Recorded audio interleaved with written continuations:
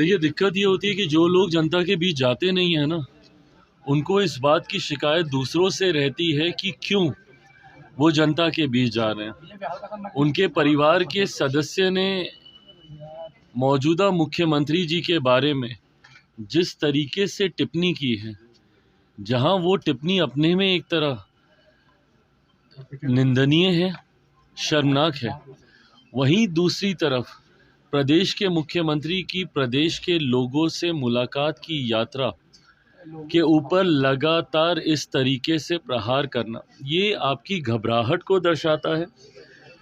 क्योंकि हकीकत है ये कि जब तक ये लोग सत्ता में रहे थे, कभी इन्होंने जनता से संवाद करना या जनता के बीच जाना ज़रूरी नहीं समझा। जब जब ये या इनके परिवार के सदस्य सत्ता में आते हैं तो अहंकार इतनी चरम सीमा पर होता है कि जनता के बीच जाना तो दूर, जनता के लिए दरवाजे भी इनके बंद रहते हैं।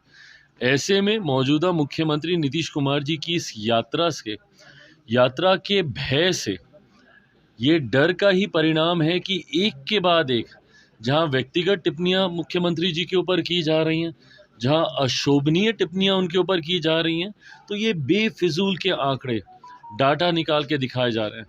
क्या इससे पहले जब इनके परिवार के सदस्य इस पद पर थे और वो लोग जब किसी कार्यक्रम में जाते थे तो क्या उस पर खर्चा नहीं आता था?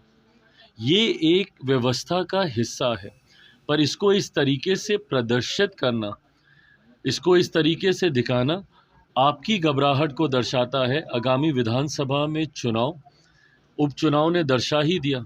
जिस तरीके से 4 सीटों पर उपचुनाव हुए थे और एनडीए का 100% स्ट्राइक रेट रहा था इस उपचुनाव में, और उसमें तो कई सीटें ऐसी हैं जिसको ये लोग अपनी जागीर मानते थे। बेलागंज जैसी सीटें, ये लोग सोचते थे कि हम लोग कभी इस सीट को हार ही नहीं सकते। जब ऐसी सीटें ये लोग हारे हैं तो इस बात की घबराहट इनके मन में इतनी ज़्यादा है क्योंकि परिणाम इनको अब दिखाई दे रहे हैं।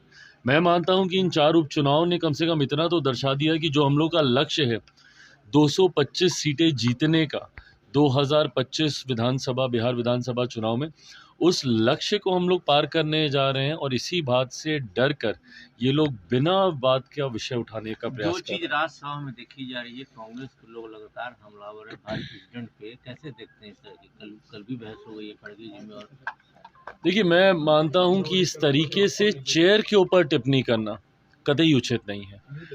और कांग्रेस और इनके तमाम घटक दल जिस तरीके से कॉन्स्टिट्यूशनल पोस्ट पर, कॉन्स्टिट्यूशनल संस्थाओं पर जिस तरीके से ये लोग आरोप लगाते हैं, ये सही नहीं है।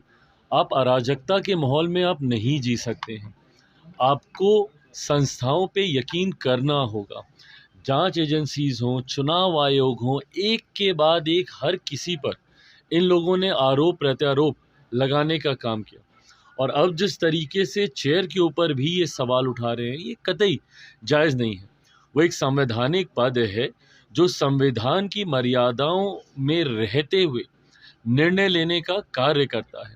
ऐसे में जब आप उस चेयर के ऊपर इस तरीके की टिप्पणी करते हैं, ये कतई उचित नहीं है।